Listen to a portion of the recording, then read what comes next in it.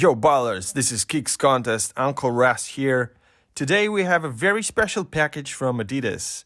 This is Trae Young's second signature shoe. Trae Young 1 was on top of our rating last season.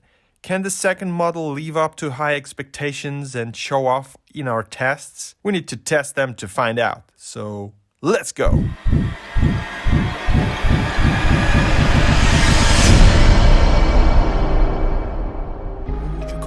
Trae Young 2 silhouette is almost identical to that of the first model, and it's a one-piece booty as well. We had 2 pairs of these so we could test them together with my bro Serge from Kicks Contest team during our exhibition game, because we have one size but different foot types. I have a high arch and wide foot while he has a normal foot. I had a huge trouble putting them on for the first time because of my high arch.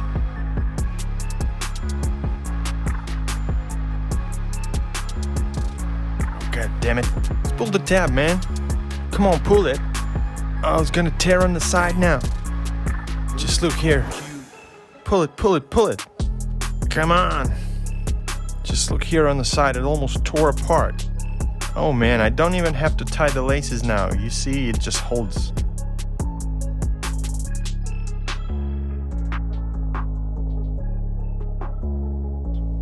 After the first game, I had this kind of bruise on top of my foot, and also I had a blister on my thumbs.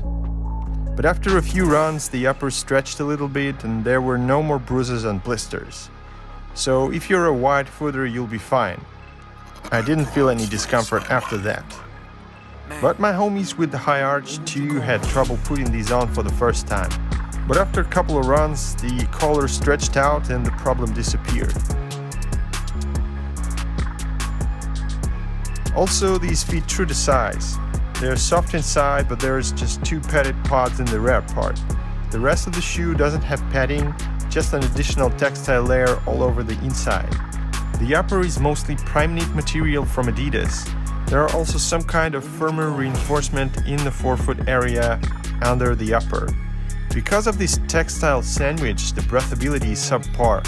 There are only some holes on the midfoot part of the upper where there are laces, but it's not enough.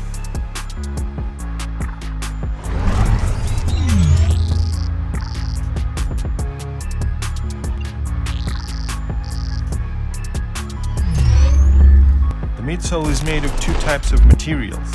There's a thick layer of boost in the heel, but without light strike like it was in the first model. And the forefoot part, there's a light strike layer. At first, I thought it wouldn't be enough for my weight of 90 kilos, but it proved to be just fine. And it didn't affect the cord feel too. All in all, I can say the impact protection is excellent, and the proven combination of boost and light strike handles the loads pretty well.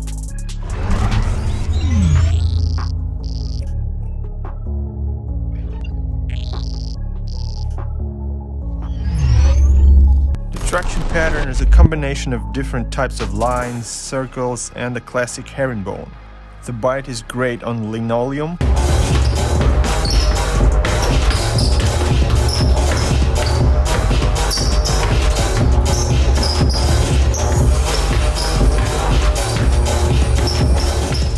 On a clean hardwood court, the traction was just awesome.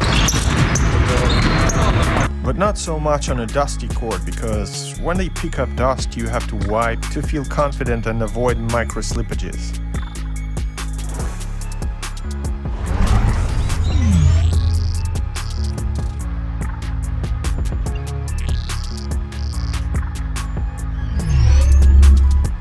The materials used on the Adidas Trae Young 2 are nice and premium. The upper is mostly prime knit, which wraps around your foot and locks it down pretty nicely. The knit patterns on the upper are different as you go from the forefoot to the heel.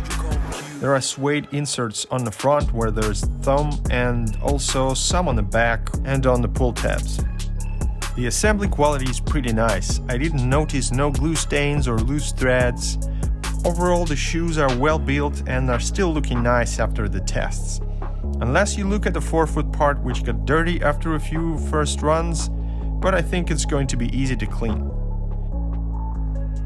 Each shoe weighs 472 grams or 16.6 ounces for size 10.5 US, which is kinda acceptable. There are recycled materials used on the shoe, and I'm gonna add a point for this, because they're being eco-friendly.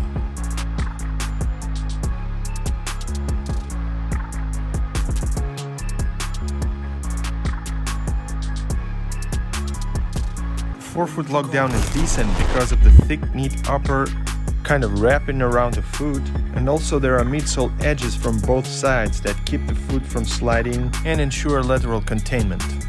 The heel lockdown is kind of decent, but it has its issues. The heel cup is solid and stiff, and it conforms nicely to the shape of your heel due to the padded pods. And there's a plastic torsion plate to ensure good torsion support from the sides. But there's a problem. If someone accidentally steps on the back of your foot, the shoe just comes off, which ain't good. That happens because of the sock-like construction of the upper and the low-cut silhouette. The edges of the upper are soft like socks, and they don't really hold to your foot. The laces are actually for decoration purposes. So if you're just running or walking, you'll be fine, and the heel sits in there just fine. But if someone steps on your foot where the boost is during the game, the shoe's just gonna come off. There is no lateral outrigger, but the shoe is pretty wide in the 4-foot, and they're also low cut, which makes them pretty stable. And the plastic torsion plate adds to stability. My bras freeze my mind. Man, what would you call me?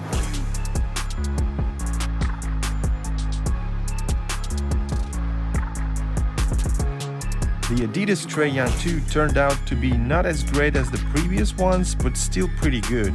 They gave us some premium materials this time, but less functionality. I can't say that they failed in any criteria, it's just that the first shoe was too good. Overall, the Trae Young 2 is a good basketball shoe that scored 82 points in our tests. The most important thing is that you have a high arch. You should allow 1-2 practices to stretch them out, and they will conform to your foot shape. Thanks for watching, guys. That's it for today. This was Kicks Contest. My name is Uncle Ross. If you liked the video, please hit that thumbs up button, that goes a long way, and also subscribe to the channel if you're not, because if you like basketball and shoes, this is the right place. Pushti supчик. Bam! And also subscribe to our Instagram at Kicks Contest World, where we post teasers, first impressions, and basketball and sneaker news. See you there.